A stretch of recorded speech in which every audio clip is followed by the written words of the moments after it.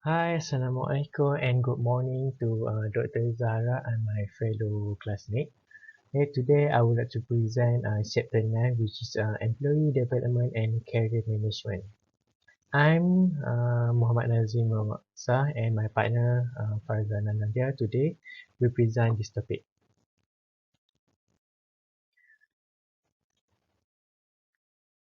And at the end of this presentation, we will know about the relationship among development, training, and careers. Second is development planning system, and lastly is the approach to employee development. Okay, first for the introduction, employee development. Employee development is the key contributor to the company competitive advantage by helping employee understand their strengths, weaknesses, and interests, showing them how the new job and expand job responsibility are available to meet their personal growth need. Okay, employee development can help increase employee engagement by showing employee that the company is interested in their skill development. And then for the last is developing manager who can create a positive environment that makes employee want to come to work and contribute to the company goals. Okay, for the next slide is for the 9.1 is the relationship among development, training, and career. Okay, development and training. Development refer to the formal education, job experience, relationship, and assessment of personality and skill that help employees prepare for the future. Table 9.1 show the difference between training and development. Okay, for training, focus for the current, okay, use of experience low. Okay, goal, preparation for current job. Okay, participation is required. Okay, for the development, focus for the future. Okay, use of work experience is high. Okay, for the goals, preparation for change, and participation voluntary. Okay, next is the development and career. Okay, career can be described as a sequence of position within an occupation. Okay, a career also can be described in the context of mobility within an organization. Okay, finally, a career can be described as characteristic of the employee. Okay, each employee each employee career consists of different jobs, position, and experience. Okay, protein career. What is protein career? Okay, protein career is based on self-direction with the goal of psychological success in one works. Employee take major possibility for managing their career. Okay, psychological issue is the feeling of pride and accomplishment that come from achieving goals. Okay, such as raising a family and having a good physical health that are not limited to achievement at works. Okay, next is the continue from the development and career. It is important for employee to develop new skill rather than rely on a static knowledge base. Okay, traditional career pattern consists of the series of step arrangement in a linear hierarchy with higher step relate to the increased authority, responsibility, and compensation. Okay, this new career pattern means that developing career must be provided with the opportunity to determine their interests, skills, strength, and weaknesses. Okay, six appropriate development experience that will likely involve job experience and relationship as well as formal course. The reality is the employee will unlikely to stay at one company for their entire or even significant part of their career. This is regardless of how long employees stay. Developing them can help the company adapt to changing business conditions and strategies by providing new skill sets and managing talent.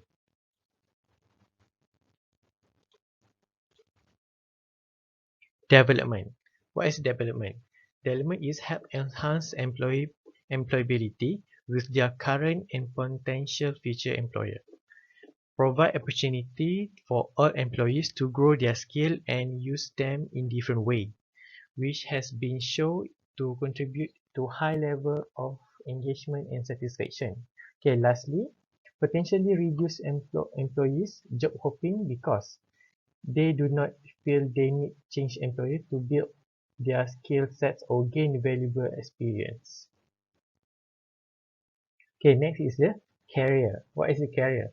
Career is the most appropriate view today. Career is that they are boundaryless and often change. What is boundaryless? Boundaryless mean that career may involve identifying more with a job or profession than with the present employer.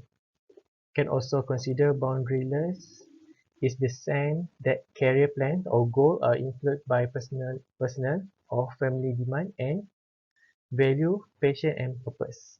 Employees can change their career throughout their life based on awareness of strengths and weaknesses.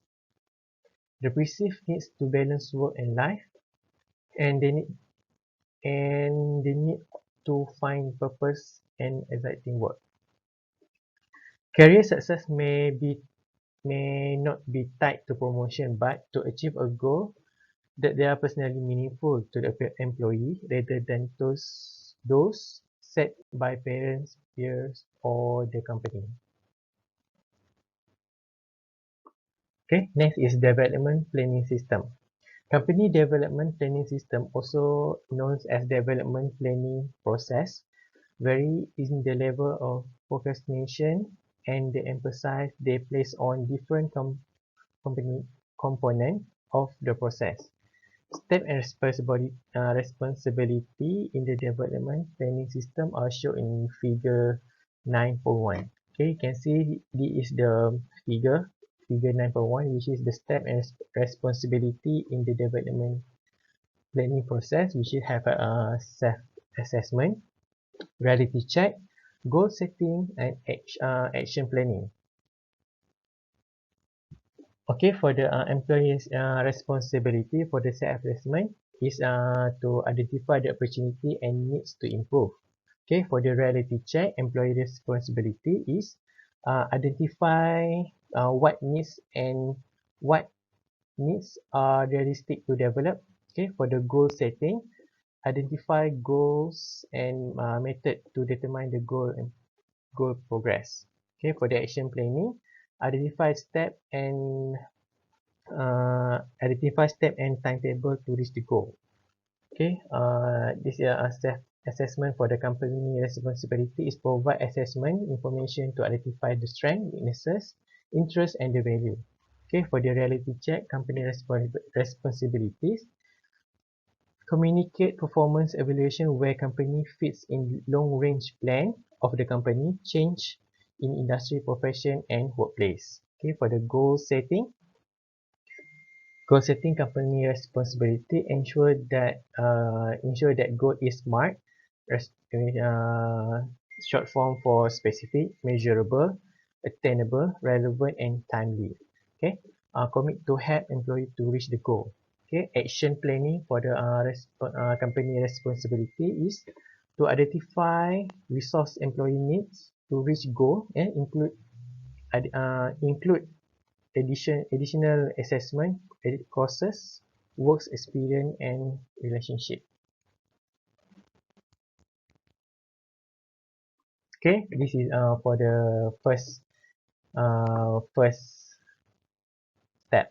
Okay, self-assessment and refer to use information by employees to determine their career. Okay, interest, value, attitude, and behavior tendency. Okay, psychological tests such as the Myers-Briggs type indicator, strong Campbell interest in inventory, and self-directed search. Okay, tests may also help employee identify the relative value they place on work and leisure activity. Okay, next is the reality check. Okay, reality check refer to the information employee receive about how the company evaluate their skill and knowledge and where they fit into the company plans. Okay, this is the for the elaboration. Discussion performance and development in the same meeting is the difficult because they have different objective. Okay, performance appraisal discussion are focused on the employee's job performance during a defined period, such as a 6 month or a year, and usually involve discussion of what financial incentive or pay increase the employee can expect to the receive because of the performance. Okay. Lastly is focus on discussing an employee value and career interest, their strength and weaknesses of their skill or competency, and how they capitalize on their strength and develop their weakness. Okay, next is goal setting. Goal setting is referred to the process of employee developing short and long-term development objective. This goal usually relate to the desired composition, level of skill, work setting, or skill acquisition. Okay. Development plans usually includes description of strength and weaknesses, career goal, and development activity for reaching their goal. Okay. For the last is effective development plan focus on develop needs that are most relevant to the organization's strategic objective. Okay, next is the development plan for a product manager that show in figure 9.2. Okay, this is the figure. Development plan. Okay, written strategy that employee use determine how they will achieve their short and long term career goal. Okay, last involve any one or combination of development approach. Okay, this is the okay next. This is the example of career development system. Okay, the system is posed as the response to a business need or to support the business strategy. Okay, second is employee and manager participate in developing the system. Third, employee are encouraged to take an active role in career management and development. Okay, next is evaluation is ongoing and used to improve the system. Okay, business unit can be customize the system for their own purpose. Okay, employee have access to development and career information sources. Okay, includes advice and position available. Okay, for number 7 is the senior management and the company culture support the development system. Okay, the development system use competencies, skill and behavior that are common to the company other human resource practice, includes performance management, training and recruiting. Okay, next is the development system is linked to other human resource practice such as performance management, training and recruiting system.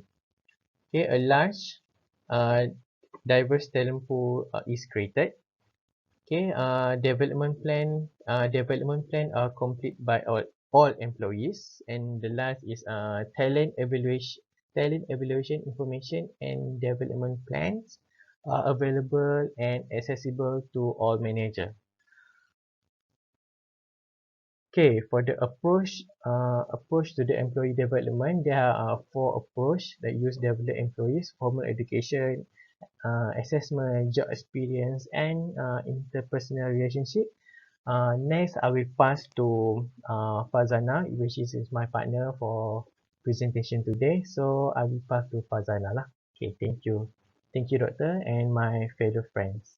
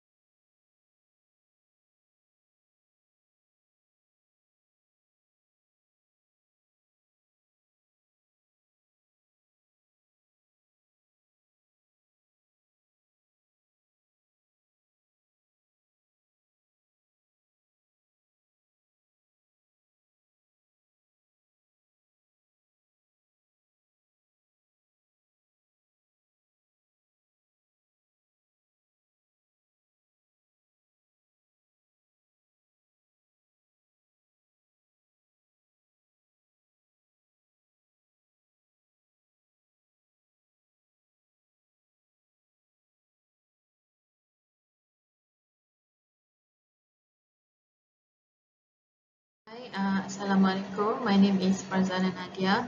So today I will continue with my presentation. Thank you, Mama Nazrin, for the first part. So now I will continue with the approaches to employee development.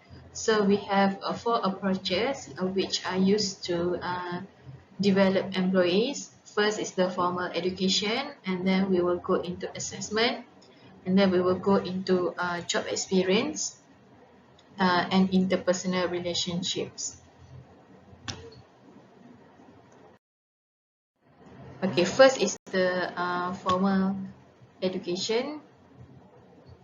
Okay, so formal education is where they have this education program.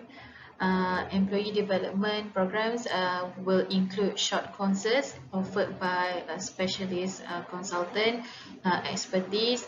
For example, some people will take executive MBA courses from any business schools and all. And then from this type of courses, it will help the employee lah, to develop their career, to help them to get promotion, to enhance their skills and knowledge. So many of these company rely primarily on in-house development program. So basically, the module will be teach through online courses, or the lecturer from the school will come to the company, or vice versa. Okay, so this type of formal education tied directly to business need. Okay, meaning no hanky-panky, no here and there, no mismatch. The lecturer will focus solely on the needs of the company. So the employee knows what they need to develop their skills, and also they will focus what is their needs, what they need to study and all. So the focus is more clear. And then this type of education is also easy to evaluate, because it will be it will be evaluated using the company's metrics, and the senior level management are allowed to involve. Okay, this will be helpful, because meaning that the senior level management knows the progress of the employees punya perkembangan lah, macam mana dia nak belajar and all, apa perkembangan apa yang dia dapat from day one to so on. So the senior level management know, okay, where is the staff right now, okay, what he should learn more, what has he gained and whatnot. Okay. And then we have the executive education. This include executive MBA programs. This is specialized curriculum such as leadership, entrepreneur and all. And then this one will typically involve blended learning. Okay, like we have learned last class, blended learning is about like online, virtual, face-to-face and all. So typically the manager will visit campus for face-to-face instruction and in between sessions. So they need to work online, do assignment, maybe in a team group, doing cases, reading assignment and all. For example, Goodyear North America, which is a manufacturer of tires and related product, they use Harvard Business Publishing for designing and implementing leadership program. So they use the method of face-to-face, virtual session, and then they will use the Harvard's electronic platform, just like we have in UiTM kan, we have the UFuture and all. So they use the Harvard electronic platform for reading any new case discussion, looking into the course content, and then discussion and whatnot. So Goodyear North America, they use this type of approach lah, using executive education. Okay, and then we have tuition reimbursement. Okay, so this is where the staff can reimburse their total payment that they have learned during their studies. Okay, bila dia kerja dekat company tu, so company tu pun invest dekat diorang tuition punya fee so that they can further upgrade their self. So this one will increase employee retention rates, okay, and then increase readiness for promotion, and then it will also improve job performance lah, okay, because meaning that the company are willing to tanggung all the costs of the study, of the fees and all. So for example is the Verizon wireless company, the electronic wireless punya company lah in America. So diorang ni invest 26 juta annually untuk 23,000 staff. Okay, the example is in the textbook. Okay, so diorang invest annually every year untuk staff diorang. So Chap employee will receive a tuition assistance untuk improve themselves, and then it's in between work and study. Macam kita sekarang ni lah, kerja sambil belajar. So benda tu sangat memudahkan. That's why they say it will increase employee retention rates. So staff may be very happy with that way and all, because they can help to improve themselves, get promoted, so dia pun akan kekal kerja dekat company tu. And then we have assessment, second approach, which is assessment. Okay, first is the personality test and inventories. So this is to determine if the employee have the personality characteristic.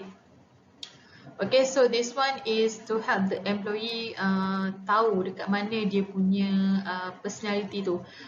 So dia ke arah ke mana dalam company tu, macam mana dia respond to conflicts, how they respond to conflicts, how they overcome any types of problems, and they use the Neo personality inventory.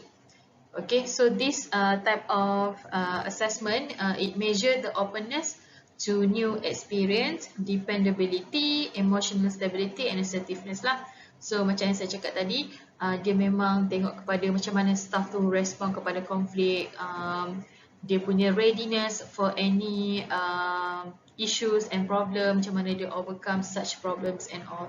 So for example, Camnews North America ni is a mining company. So this company pun cara dia assess dia punya employees is through this type of personality test lah. Dia akan test employee dia melalui personality test. So dalam personality test ni adalah soalan-soalan dia yang dia akan tanya macam mana kita bertindak dalam sesuatu kejadian, and then cara kita bekerja, is it teamwork or you are more into your own individual punya type ke. So dekat situ dia akan tengok lah. And then through assessment, ada dua popular assessment tools that are used, which is the DISC and the MBTI. Okay, so the DISC ni measure personality and behavioral style, which include dominance, okay, which is the D, direct, strong-willed, forceful. I is the influence, sociable, talkative. C is the steadiness, gentle, accommodating, and conscientiousness, okay, which is the C lah. Okay, so all these four lah make into the DISC. So diorang akan measure the personality and behavioral style. Okay, and then we have the Myers-Briggs Type Inventory, which is the MBTI. This one refers to Carl Jung personality type theory lah. I believe all of us have done this a while ago by Dr. Hidayah. So this one kita dah tahu lah, dia ada assessment dia yang ISTJ semua tu kan. So kita tahu lah. So this among of the personality test yang digunakan lah for assessment. So and then we have the assessment center. So this is to identify if employee have the personality characteristic, administrative skill, admin punya skill, and then interpersonal lah. Interpersonal ni macam mana kita engage lah luar dan dalam dari segi pekerjaan. And then to determine if employee have the necessary skill to work in teams. So assessment center also dia akan create leaderless group discussion. Okay, meaning like kita tak ada leader, like everybody can talk in the discussion. And then we have the interview, in basket, role play. Okay, role play like I become the manager, you become the employee. So you will be given a situation or anything. And then lastly, assessment center exercise are designed to measure employees' administrative and interpersonal skill lah. So ini dia merangkumi lah interview in basket dengan role plays tu. Okay, so inilah cara yang digunakan untuk assess benda tu lah. So skill-skill tu kan, so kita akan cross mana yang ada, what's missing. So apa-apa yang missing tu should be fixed lah. So maksudnya dia dah di-identify. So we know where to fix and how to fix. Okay, and then the third one, we have the performance appraisals and 360-degree feedback system. So this process of measuring employees' performance, so sebab tu dia 360, like dia akan tengok secara overall lah. So it will tell employees specifically about their performance, how they can improve their performance. So dia akan provide clear understanding between the current performance dengan expected performance. Okay, so it will also identify causes of performance discrepancy. So apa-apa kekurangan dari segi performance tu akan di-identify like immediately and then akan di-fix juga. Okay, so dia akan tahulah apa yang kekurangan sekarang ni dan apa yang expected performance untuk setiap employees tu. Alright. And then we also have under this 360 ni, kita ada upward feedback and 360 degree feedback. Okay, popular tools lah untuk development. So upward ni refer to appraisal that involves collecting subordinate evaluation of managers' behaviour or skill. So dekat sini kita sebagai employee akan evaluate kita punya manager. Okay, so dari segi situ kita boleh evaluate kita punya manager ni, cara dia lead kita punya company tu betul tak betul, is it a good teamwork between employees and managers and all lah. Kalau 360 ni pula, employees behaviour or skill are evaluated not only by subordinate but peers, customer, their bosses and themselves lah. So that's why dia 360, maksudnya semua orang akan evaluate employee tu. So kalau upward feedback ni more into kita evaluate managers punya behaviour or skills. But for 360 ni, employee punya skill dan behaviour tu akan di-evaluate oleh semua dari segi start daripada boss, kita punya peers, colleague kita, subordinate, orang bawah kita, even kita punya customer. So semua orang akan evaluate kita lah. Okay, so ini activities in using 360-degree feedback for development. So first kita kena tengok strength and weakness dia, and then kita tengok kita identify development goal, and then kita identify process for recognizing goal accomplishment, and then kita identify strategy for reaching the development goal. So basically benda ni semua macam it's the same lah. Mana-mana kita dah yang selama ni yang kita dah belajar, benda ni semua akan start daripada kita kena understand, kita kena assess dulu what is the problem. So kita understand dulu the strength and weakness. Weakness tu of course lah dia punya problem. And then kita kena identify a development goal, kita kena tahu apa yang kita nak achieve. And then yang ketiga, kita identify proses tu, macam mana kita nak achieve goals tu. And then yang keempat, bila kita dah tahu macam mana nak recognize goal accomplishment tu, barulah kita letak strategi untuk achieve tu lah. Right. So the benefit of 360-degree feedback ni include collecting multiple perspective of managers' performance. So that's why kita perlukan this type of tu lah, sebab kita dapat macam-macam view, macam-macam perspektif, macam-macam feedback dari, untuk manager punya performance.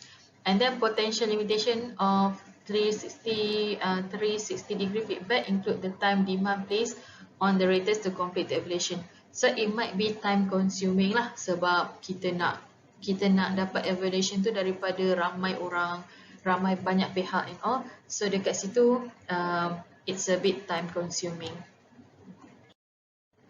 Okay, and then now kita move to the third approach, which is job experiences.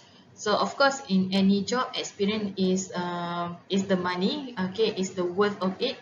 So relationship, problem, demand, task or other features that employee face in their job, that is the job experience. Okay, stretch assignment. Okay, so stretch assignment ni is a mismatch between dia punya skill dengan past experience dia dengan kejadian sekarang lah. Maksudnya mungkin tak tally. So dari segi tu stretch assignment ni dia membantu staff tu untuk learn more about their current job. So they will learn new skills and all. Ni semua akan benefit kepada employee tu jugalah at the end of the day. And then job experience that are seen positive as positive stressors challenge employees to stimulate learning. And then job challenges viewed as negative stresses create high levels of harmful stress for employee exposed to them. So dekat sini job experience tu kita tengok dia ada positive side and the negative side lah. Yang mana positif tu dia akan stimulate untuk employee tu untuk learn more. Tapi kalau yang negatif ni ini yang kita boleh dapat burn out, stress burn out semua tu lah. Okay, which is a negative impact. Okay, so ini adalah figure yang menunjukkan enlargement of job, of current job, and then job experience, and then we have the promotion, downward move. Okay, I akan explain more lah after this. Alright, so this is first is the enlarging the current job. So job enlargement refers to adding challenges or new responsibilities to employees' current jobs. And then it also specialized project assignments, switching roles within a work team, or researching new ways to serve client and customer lah. So dari segi dia punya subtopic pun, I'm sure you guys understand it is about enlarging the current job. So meaning you are not just feel comfortable at your position, at the current position, but you are needed to step forward lah.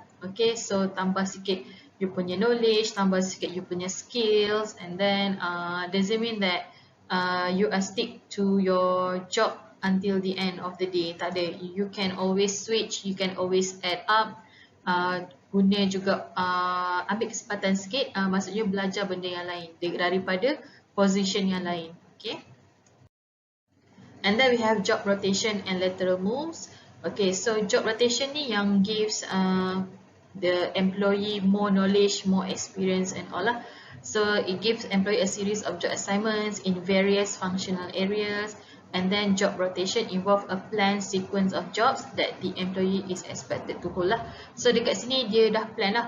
For example, Four Seasons Hotel. So Four Seasons ni dia memang terkenal internationally as a very reputable hotel. So they have 90 branches all over the world.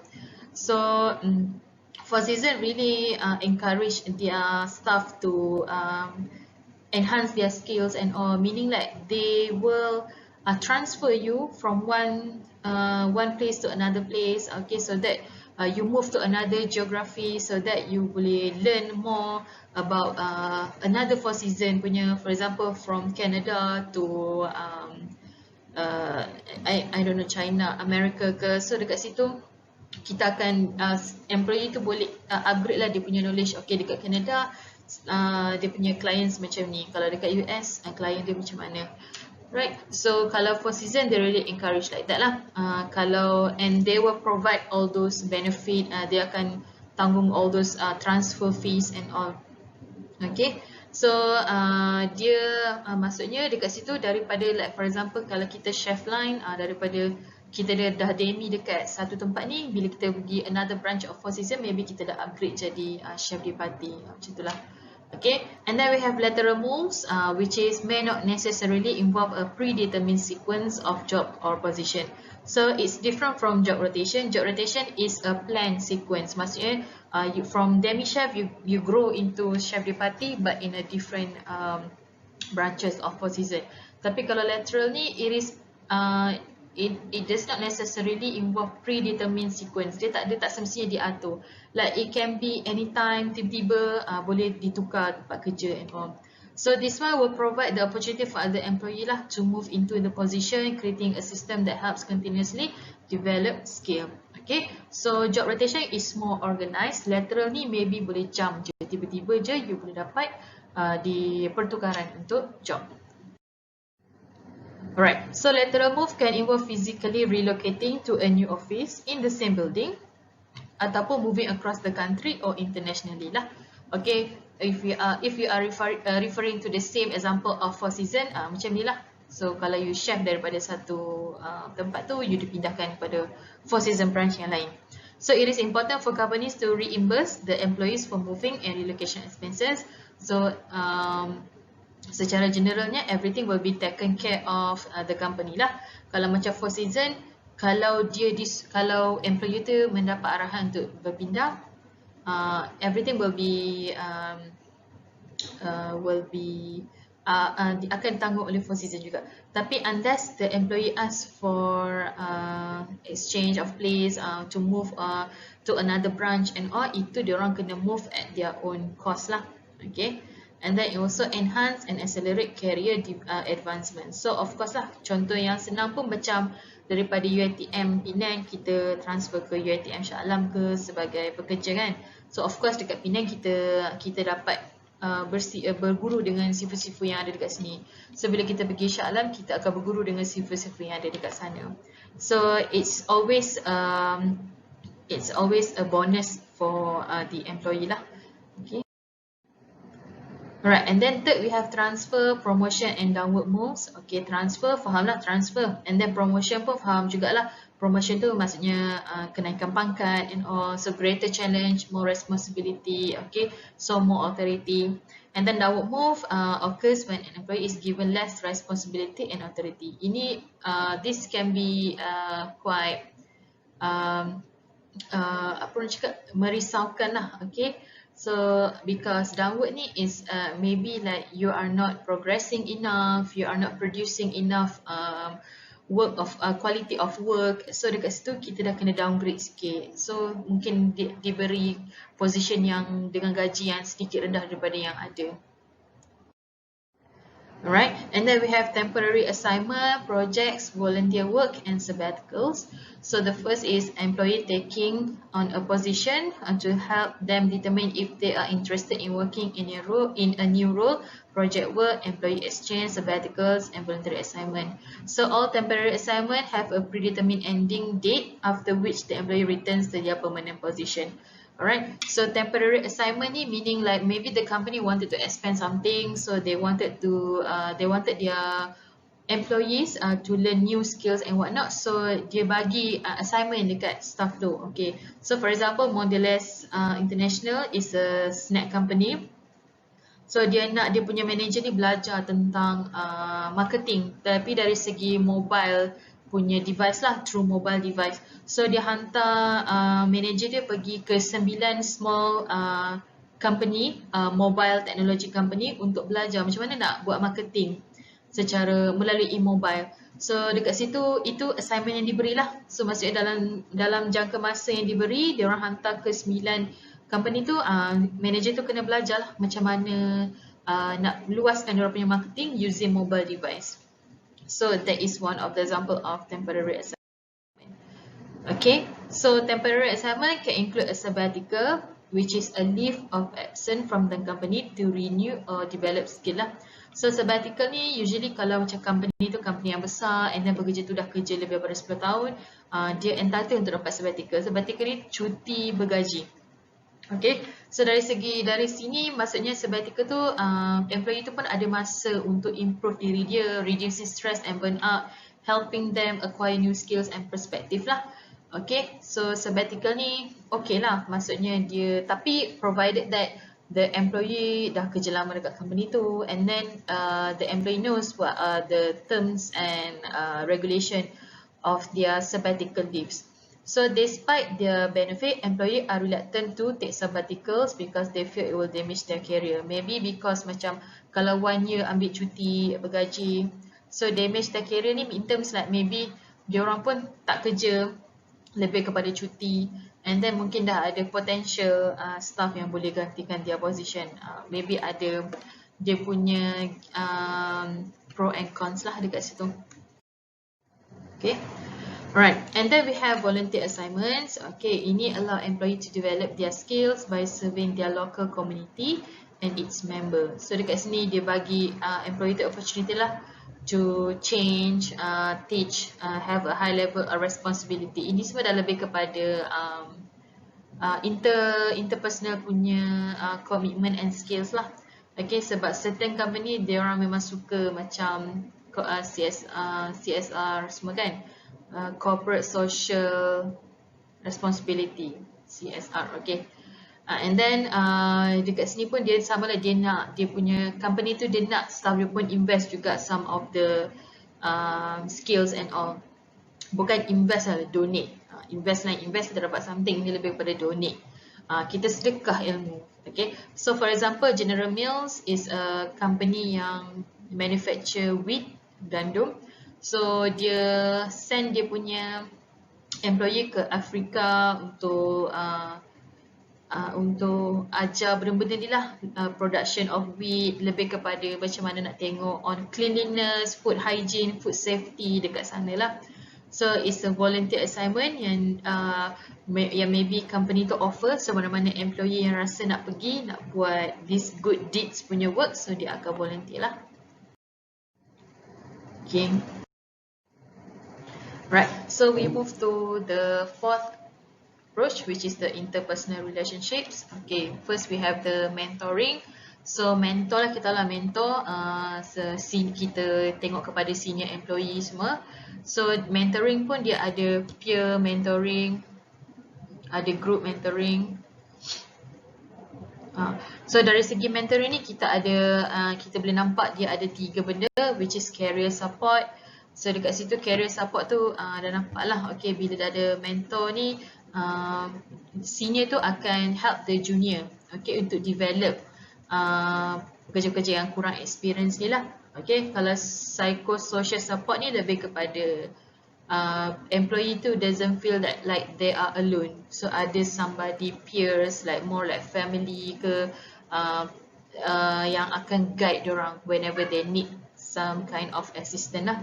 And then we also have reverse mentoring. Reverse mentoring ni bila mana yang junior yang akan ajar senior. Okay, ini maybe lebih kepada teknologi lah. Macam new staff datang ke company tu, new generation, so dia akan ajar their bosses these new technologies and all. So itu yang kita panggil reverse mentoring lah. And then we have coaching. Okay, coach ni kita tahu lah, coach is a peer or manager who works with employees to motivate them, help them develop skills and provide reinforcement. So dekat sini dia akan develop high potential manager, acting as a sounding board for managers, specifically trying to change behaviours. They are making managers ineffective lah. So dia akan coach lah dia punya employee tu. Alright, so to develop coaching skill, training program needs to focus on 4 issues related to managers' reluctance to provide coaching. So tak semua manager pun sporting lah nak provide coaching. Alright, so that part is a bit fishy lah. That depends on the company, but untuk yang sebenarnya memang manager lah kena coach employee tu. So first is why the manager is reluctant to provide coaching is maybe dia tak nak discuss performance issues with a competent employee. Okay, mungkin employee tu dah competent, maksudnya employee tu dah okay, tapi dia tak nak discuss lah isu performance issue ke apa ke. Macam dia mungkin dia nampak employee tu ada orang cakap apa lah, ada macam ciri-ciri yang boleh saing dia, macam tu lah. And then managers may be better able to identify performance problems. So kenapa dia orang yang kena coach? Sebab dia orang yang akan tahu apa problems yang ada dekat employee tu. So ini mungkin malas. And then manager feel that the employee interprets coaching as criticism. Ini mungkinlah betul juga.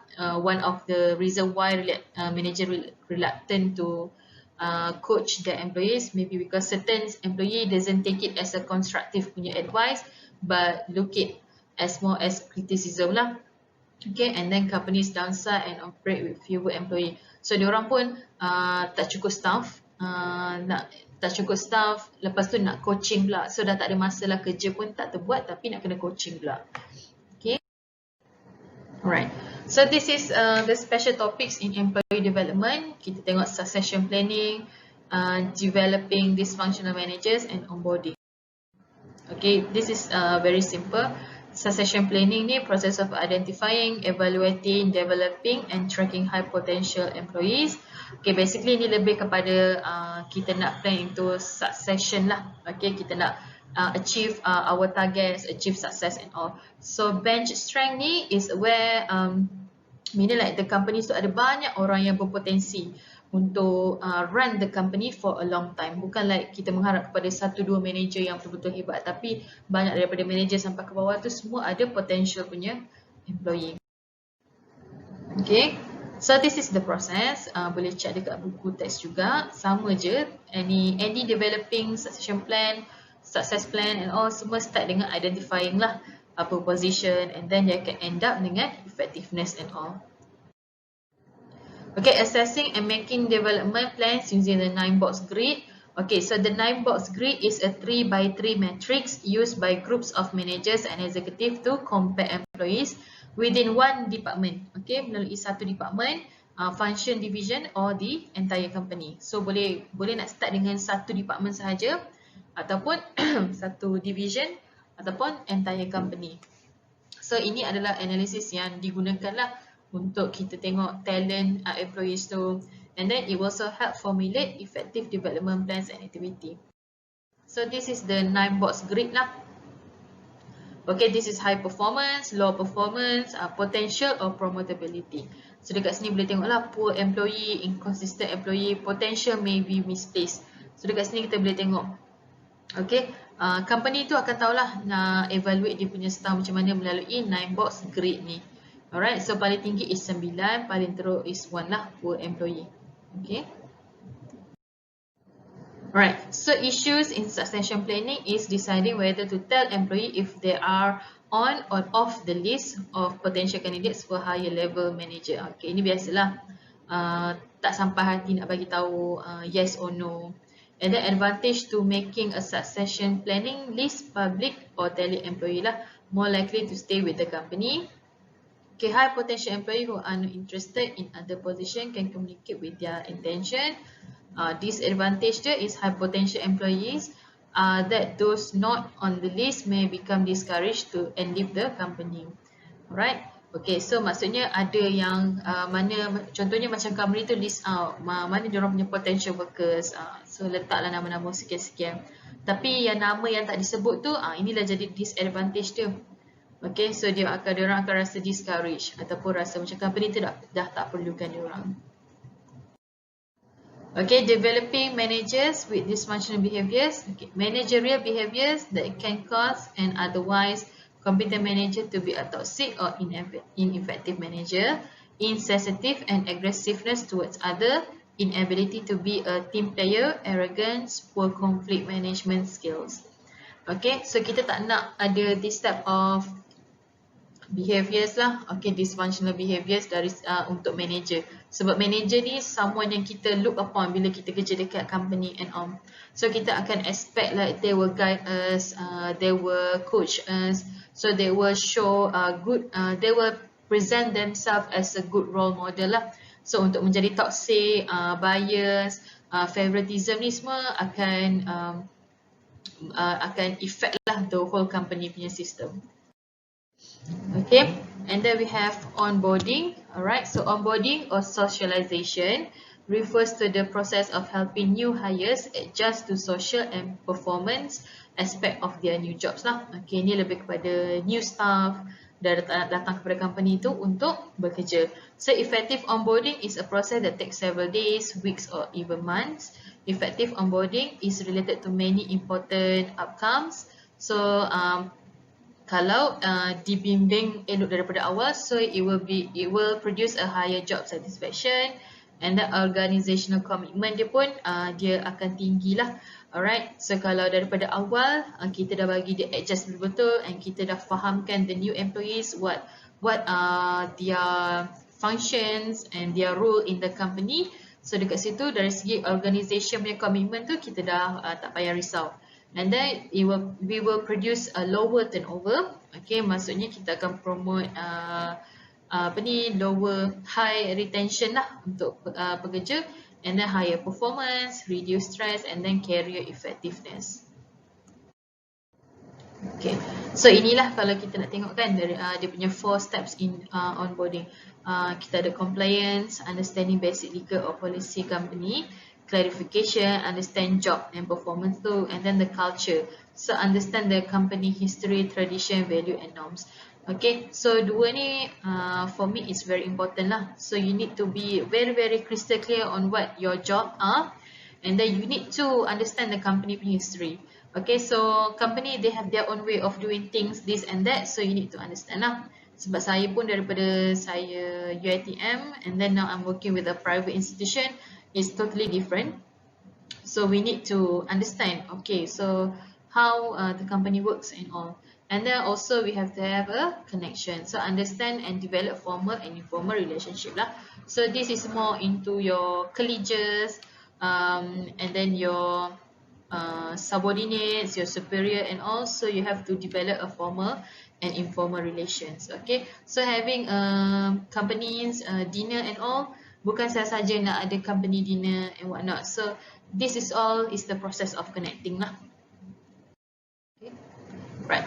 So as for summary, so I can conclude that this chapter it will emphasize more on various development methods that any company would use lah. So they have formal education, assessment, job experience, and interpersonal relationship. So kalau tengok kat sini, 4 ni adalah benda yang penting lah untuk development mana-mana kita kerja. Right. So assessment involve measuring the employee performance, behavior, skills, or personality characteristic. Job experience include job enlargement, rotating new jobs, okay, belajar lagi banyak skills, promotion or transfer. Okay, and then part of a manager's job responsibility may be to coach employees. Alright, so memang job sebagai manager ni memang kita kena coach lah employees kita. Alright, so you as a guidance for them. So the chapter concluded by discussing important issues in employee development, including succession planning, dealing with dysfunctional managers, and onboarding. Okay, so I hope you guys are clear with my presentation together with Nazrin. So that is all from me. Thank you very much.